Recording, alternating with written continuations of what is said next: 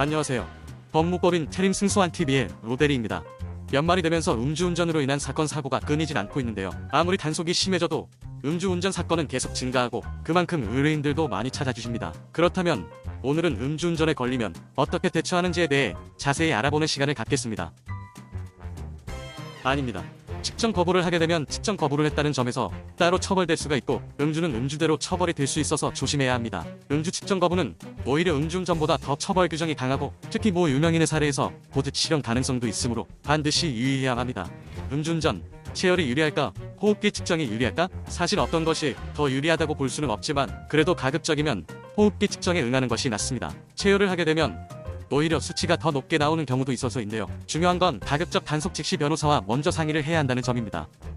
음주운전에 사고까지 일어났다면? 더 설명할 필요가 없겠지만 간단히 말씀드리면 음주운전을 해서 다른 사람을 다치게 했을 경우 1년 이상 15년 이하의 징역 혹은 1천만 원 이상 3천만 원 이하의 벌금에 처합니다. 피해자를 사망에 의해 했을 경우 3년 이상의 징역 혹은 무기징역까지 받을 수 있습니다. 이렇게 음주운전에 대해서 강하게 법적 규제를 하고 있는데 여전히 술을 마시고 운전대를 잡는 사람들이 많이 있습니다. 여기서 음주운전자들이 잘못 생각하는 게 나는 안 걸리겠지, 조금 마셨는데 별일 있겠어, 가까운 거리 정도는 괜찮겠지 라는 생각에 음주운전을 하는 사람들이 있는데요. 술을 단 한 잔만 마시더라도 운전대를 잡는 순간 이미 음주운전을 한 것이고 단속은 언제 어디서 불시에 이뤄질지 모르는 것이기에 안일하게 생각하고 어리석은 행동을 했다가 형사처벌을 받게 됩니다.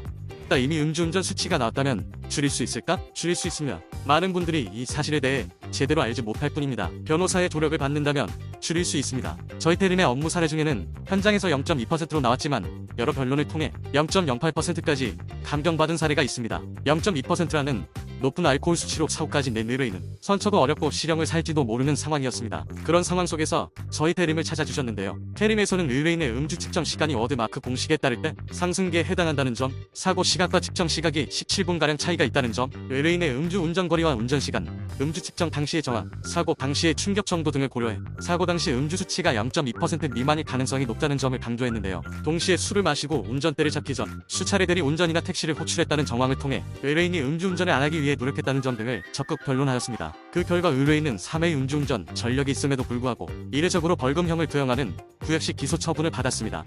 음주운전을 재범으로 혐의를 받는다면 음주운전은 재범을 할수록 실형을 받을 가능성이 점점 더 높아집니다. 초범인 경우 변론에 따라서는 재판장까지 가지 않는 약식 명령 벌금형으로 끝날 가능성도 있지만 재범 이상부터는 반드시 경험이 풍부한 변호사의 조력이 필요합니다. 실제 저희 태림에서는 음주운전 전과가 이어있는 재범 음주운전 사건을 집행유예로 이끌어낸 사례가 있습니다. 저희를 찾아주신 의뢰인은 지인들과 술을 마신 후 2차 장소로 이동하기 위해 대리운전을 이용했습니다. 목적지에서 대리운전 기사는 주차 공간이 협소하다는 이유로 그리 멀지 않은 곳에 의뢰인을 내려주었습니다. 이때 의뢰인은 자기가 주차를 하면 될 것으로 생각해 우발적으로 약 200에서 300m를 이동하던 중 음주 단속에 적발되었는데요. 이미 동종 전력이 2번이나 있던 의뢰인이었기에 실형을 받을 가능성이 높았지만 태림에서는 다양한 관점에서 의뢰인의 입장을 적극 변호했습니다. 의뢰인이 당초 음주운전을 하지 않기 위해 대리운전 기사를 불렀다는 점, 비록 짧은 거리라도 우발적으로 차를 운전한 것에 대해 깊이 반성하고 있다는 점, 음주운전을 한 사실에 대해 조금의 숨김도 없이 밝히고 있다는 점, 알코올 중독 치료를 꾸준히 받고 있다는 점 등 노력을 하고 있는 의뢰인의 모습을